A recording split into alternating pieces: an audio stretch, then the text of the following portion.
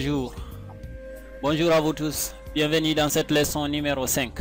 J'espère que vous avez compris et que vous appliquez les leçons précédentes. Je le répète souvent, mais sachez que si vous n'appliquez pas dans la pratique ce que vous apprenez théoriquement ne vous servira à rien. Dans cette leçon, nous verrons comment se planifier pour atteindre vos objectifs. L'une des différences fondamentales entre ceux qui réussissent et ceux qui ne réussissent pas, c'est que les premiers savent presque toujours ce qu'ils ont à faire et quand ils doivent le faire pour atteindre leurs objectifs. Autrement dit, ils sont organisés. Ils ont toujours un plan, même s'il n'est pas parfait. Si vous avez un objectif mais que vous n'avez aucun plan pour le réaliser, vous ne ferez que tourner en rond. Regardez certains lorsqu'ils se lèvent le matin. Ils ne savent pas qu'est-ce qu'ils ont à faire. Ils tournent en rond.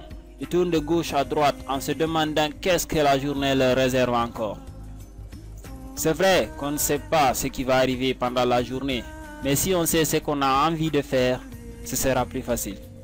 Vous devez avoir un plan à long terme, mais également un plan pour l'année, le trimestre, le mois, la semaine, le jour.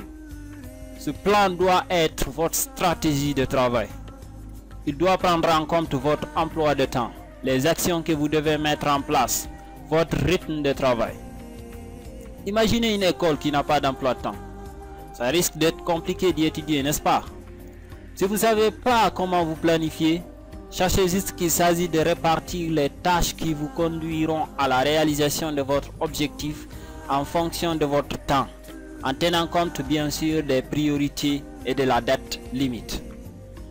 Avec ce plan, vous découperez votre objectif principal en plusieurs sous-objectifs. Les études ont démontré que nous faisons mieux les tâches complexes en les découpant et en les catégorisant. Par exemple, je pourrais dire, je vais avoir 200 inscrits sur mon programme de coaching d'ici le 31 décembre. Pour y arriver, j'écrirai chaque jour un article de 15 lignes dans mon blog durant la matinée. Là, je programme la matinée. Puis, je contacterai un autre coach, au moins un coach, pour qu'il parle de mon programme à ses clients durant la journée. Ensuite, j'écrirai une annonce pub dans les journaux vers le soir. Après ça, je m'occuperai d'autres choses, car j'aurai fait le maximum que je pouvais pour cette journée. Je continuerai ainsi pendant au moins 30 jours. Vous n'êtes pas obligé de consacrer tout votre temps à la réalisation d'un objectif. Cherchez juste les choses les plus importantes à faire, à quel moment le faire et faites-le.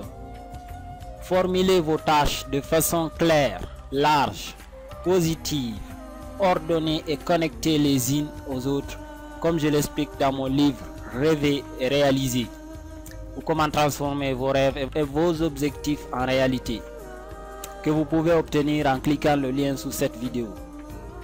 Allez, on se retrouve à la prochaine vidéo.